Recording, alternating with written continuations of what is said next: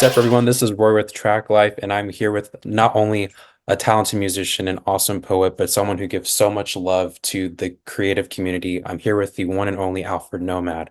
Alfred, thank you so much for taking the time to do this, man. Really appreciate it. Absolutely. I appreciate you having me, Roy.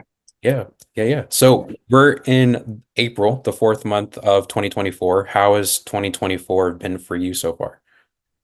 That's a loaded question for me. It's been really good. It's been really busy. A lot of like reflection on things and just kind of seeing where I want to go. I feel like I'm in this space where I see where I want to head to, and I'm seeing that I'm. It's becoming more clear of the things I have to either overcome or just take action on. Like I'm just kind of in that space. So, but overall, I'm alive. I'm healthy. So I'm happy overall. Yeah, definitely. That's kind of the same boat I'm into. I definitely feel Yeah. that. So recently, I think it was in November of last year, you went to Ghana as part of I think it was the Found Sound Nation's 1B Ghana artist residency. Is that right? That's correct. Yeah. What was that experience like? That's the first I've ever heard of that type of experience. It looked incredible. Yeah, it was amazing, man. And I was blessed to be a part of it. That was actually so you have to like apply to pretty, I feel like, competitive grant program. They've been doing it for a while now too.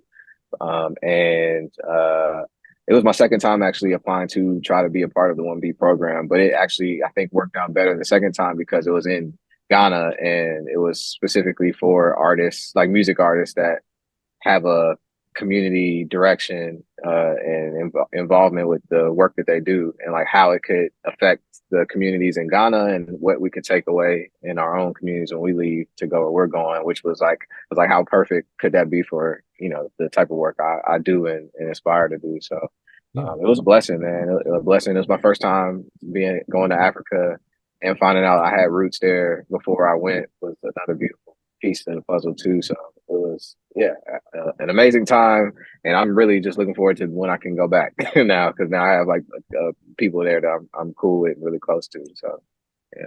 That's awesome. So during that residency, that came out, you guys came out with like a mixtape, right? That was curated with like different types of genres like techno, folk. Um, when at that retreat, was there a difference of how things were recorded over there as far as like the recording process of that mixtape compared to how you normally record your own music? Almost totally different, to be honest. It was because to be honest, I'm a homebody. So I have a recording setup at my crib. Like I've recorded from home since I started rapping. So that's been my home base kind of not to be a pun intended, but I usually record by myself at home, and then after I record my parts, like I'll bring people in on, or other people will send me things, and a lot of times I record at home unless it's a specific like collaborative situation where I have to be with other people. But so this was completely collaborative, somewhat on the fly at certain times. They had like studio spaces and certain blocks of time where we could record and just kind of see what happens. But I love doing that too. And I wanted to get back into that because I had been at home by myself recording so much over the last few years. It was good to be an experience where we're in a new place. We're at this residency. We're here to create and to learn and connect and to record. So, and I actually brought some of my own things. I have a good homie of mine, goes by Sax Love Money. If anybody knows me or been around me for a while, you've heard this person's name at some point. But he's a producer and musician I work with a lot. And he actually sent me a pack of beats before I went out on the trip. And I took those with me, and a couple of those records are on that mixtape. I recorded to pretty much everything he sent me with along with the people that were there and made some more music. So I actually have some more music on the way too. But yeah, but the mixtape turned out great and it was beautiful, man. Everybody's so talented, and it was music I wouldn't have made, outside of being in a situation like that. So it was really great. That's awesome. Yeah, I was looking at the video and it just seemed like very freeing. Like there was different areas where y'all would like, record and like just just play instruments and it just looked really, really cool. Um Yeah. and so with the topic of, exploring different genres, you recently collaborated with LMNOP for that song Keep It Down, which has more of an electronic sound to it. How did that collaboration come about? Yeah. So Elemental P, that's the homie, man. I got connected with him through some other fellow artists here in LA. Finkel, I believe, Finkel Band are good friends of mine too that are good friends with him. And I believe we connected through that friendship. And he's just a great person, and he also produces and DJs. And we locked in for a few sessions together at his crib, and this was one of the songs that came out of that. And we put it out through a record label that he's connected with, Play Me Records, and it's been my biggest streamed song so far, which is funny enough because I'm like, this is completely left field of any of the other music that I have on there for the most part, and for it to be that well received has been pretty cool. So I have people now that are like, "Yo, you should do a whole like drum and bass album." I'm like, I don't know if I'm gonna do all that, but I would do more. I would do more records like that though. Yeah. But yeah, it's been great, and we're actually performing it again in LA tonight. So. Oh, nice. Where in LA? It'll be in I want to say like the North Hollywood area. Oh, cool. Yeah. But Amazing. yeah, so we've been able to perform it a couple times, and he has his puppet Little Z. You got if you don't know Elemental P, like just look him up, man. He's a character, man, and he has his own puppet that named Little Z that he brings along with him, and it's like just as much of the brand, if not majority of the brand of what he does too. So it's just fun. It's just fun times with him all the time. So Yeah, yeah, even in the like the album, like the cover artwork, the single artwork, and then inside the video as well, like the little yeah, pup. yeah, yeah. Um, so back to, because this you mentioned that the song is completely left field from your catalog. Was there a certain recording process, or was there a difference in recording that type of genre compared to your normal, your original catalog? Or Yeah, I like to look at myself as I heard Q-Tip say this about himself that he feels like he's a chameleon with music, and I feel the same way. I'm kind of like throw anything at me, and if I rock with it, I'll figure out some sort of pocket or something to do with it. So yeah, I don't shut off at anything that kind of comes my way if it makes sense at the time. It makes sense.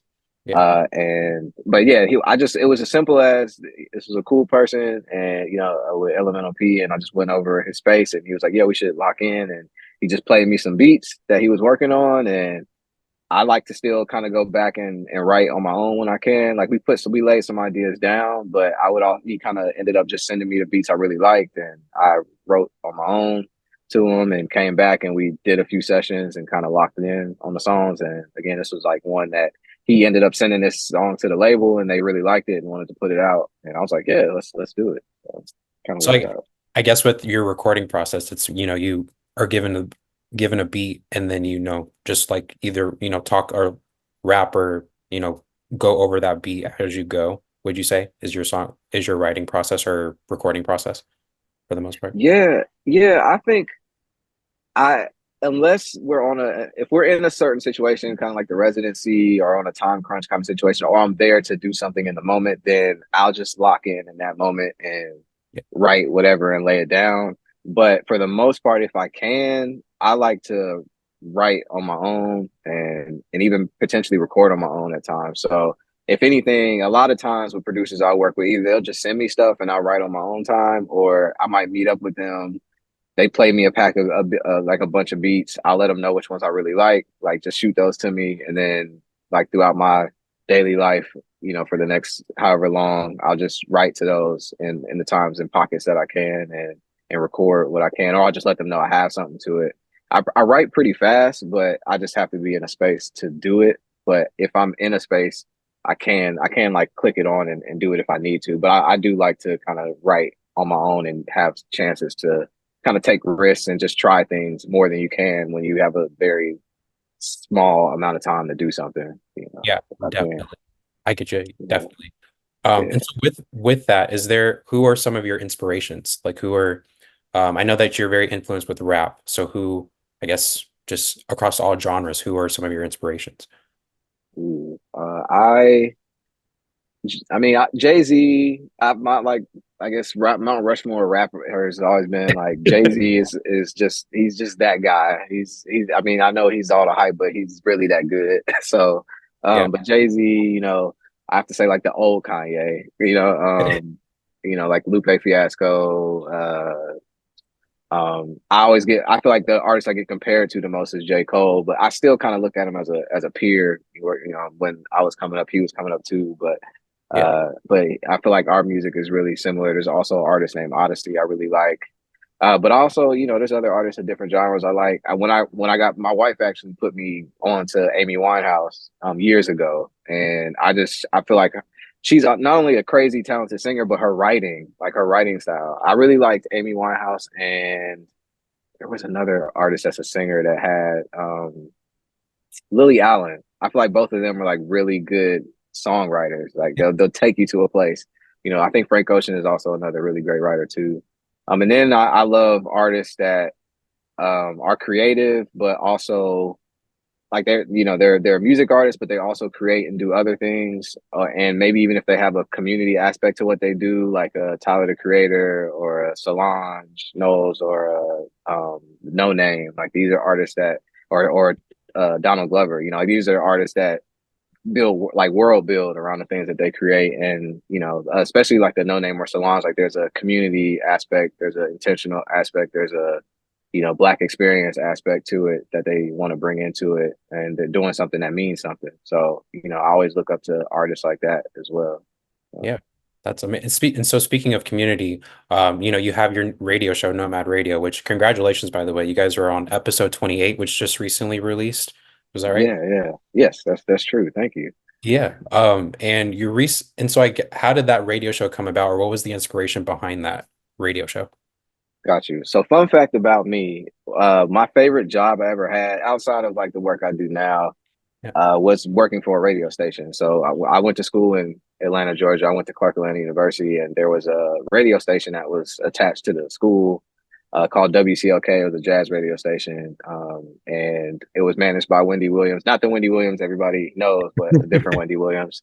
But I interned there as a freshman, and I worked at that station all through college. And I also worked at the TV station they had there too, and did a bunch of work. So I did everything you could do at a radio station, from working the front desk to, fundraising to writing scripts to being on air. I did everything. Running a double syndicated show. Like I did all this stuff. So, and it was just fun. Like it was just great to be in a space where like the host, the radio host, jazz radio hosts are cool people. They're just like some of the coolest people you ever know. So they're, like the hosts were cool people, and everybody's nice, and you're hearing music all day. I got put on to a lot of stuff. And it's funny because my father, I'm going on a tangent right now, but like my father was really, really into like jazz and funk music. And growing up, it was like, this is cool, but okay.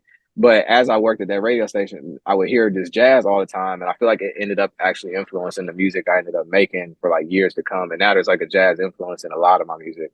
I feel like, so it influenced me that way. So anyway, that backstory of like, I really enjoyed working at a radio station, and I came up with this Nomad Radio idea a couple years ago, 2, 3 years ago. It was really to center it around a music project, but I wanted to have like a station attached to the project, like have this radio idea attached.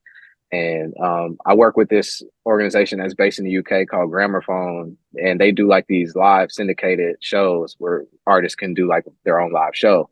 And I did a Nomad Radio episode before Nomad Radio became what it is now. And the same type of thing that you hear now, but I did it in a test thing like a couple years ago. Yeah. So if you were like in at that point in time, you might have heard it, you might have not. It was like a one-off, but I really enjoyed it and kind of had it in my mind ever since then. And I have a good homie of mine named Greg Nice, who he partnered with some people to start a station called the Blacklist Music Station, Hmm. and it's through Mixler, and they have their own music station, and he has his own radio show that he does on there. And at the time, they were kind of starting it out, and he was like, "Yo, would you ever be interested in doing like a station or something?" I was like, "Yo, it's crazy you say that, because it's something I love radio, and I would like to, I'd like to test it out." And I was like, you know what? And early on, I was just like, I'm gonna do it for 100 episodes and just see what happens, and just do it for fun. And I picked the time that made sense for my schedule, and I've just been doing it ever since. So this is out of everything I do, like this is one thing that's just a hobby. It's really like it's just fun for me to do. I enjoy doing it, and I like being able to provide something that people enjoy, start their day or end their day with. and can give good messages and put people on to certain things and people when I can. So yeah, it just kind of blends a lot of the things I love in one thing. So I'm just grateful to be able to do it and just have fun doing something with really no major expectations. Like I'm not, my goal isn't to like monetize or anything. If that happens, it happens, and I'll be happy if I'll be able to continue it, and then maybe it can have some sort of monetization to it. But it's more so really just because I enjoy doing it, to be honest. So That's yeah, incredible, man. That just the backstory and yeah, like the connection of it. That's so cool. yeah, Um, yeah, the universe. yeah. Um, Right, right, exactly. so for people that, are up and coming and, have that type of genre that are interested or are interested in signing up to be a part of that radio station, is there like a way that they can do that if they wanted to? Or how do you curate and choose the artist that you want to have on? So I mean, the people that I bring on really is just if I rock with you, I rock with you, or people that I know. Like we're kind of putting people on to because I know so many like talented artists that you may or may not know about. So I just like to kind of highlight artists and bring people on DJs that I like. But anybody who, if you're interested to be on the show, or if you're a DJ and would love to do a mix on an episode, or think that you might want to, you think I might rock with your music and want to highlight it on the show, or if you're a community leader or somebody with a business or something that wants to be a guest on the show, like you can text my number. It's 847-978-0311. If you text that, you can get in touch with me and also get alerted about the shows. But yeah, or just or message me, DM me and let me know what's up. I'm always glad for it. All right, cool. That's good to know. So for those out there, check them out. Yes, Um, yeah. and I guess going back to just the influences when it comes to jazz music, who are some of the artists that your dad listened to growing up? Or what were some of the jazz artists that you're interested in?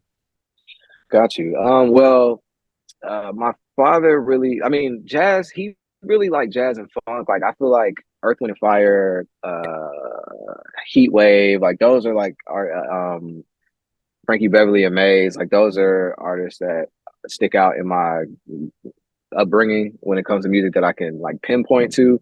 When I was listening to jazz before, it was like I didn't know anybody. I didn't know who anybody was at the time. But but there's several artists that I really love. A jazz artist that I really, really stick with is Gil Scott Heron. I feel like Gil Scott Heron is a huge influence to me. I feel like, which yeah, that would be like the top for me for sure. But there's other like here and there that you know all the like main popular people that you really rock with. But I also really love. I don't even know the names of these people because I can't pronounce them. But like Brazilian jazz is some of Mm. my favorite music to listen to. I love like walking in the city with my headphones on and just listening to Brazilian jazz. Like it makes me feel like I'm in my own like movie montage, and I'm just like I'm the main character just walking through a montage while the music's playing. Like it's a great pastime for me to do that. That's some of my favorites to do. So yeah. Amazing. Okay, so and then I wanted to ask, so you say that your name's Alfred and Nomad is a representation of your journey, right? So Mhm. if you were to put a name, if you were to put a name to this chapter of your journey right now, what would that chapter name be? That's a good question. You did your research here. Okay, I mean I know what it is, and it's actually the next name of the name of my next project, which I had. This will be my first time ever saying it, but it's take what you can carry is the what I would call my next phase, because I feel like every project that I have is a phase I'm in. But yeah, I really learned a lot being out in this trip to Ghana, which you mentioned before, and Yeah. home became a big theme of like what is home to me, and also being nomadic and moving around a lot, and like what are the essential things, what are the things that we take with us, what are the priceless things in our lives, what are the things that are not so important that we hold on to or don't hold on to.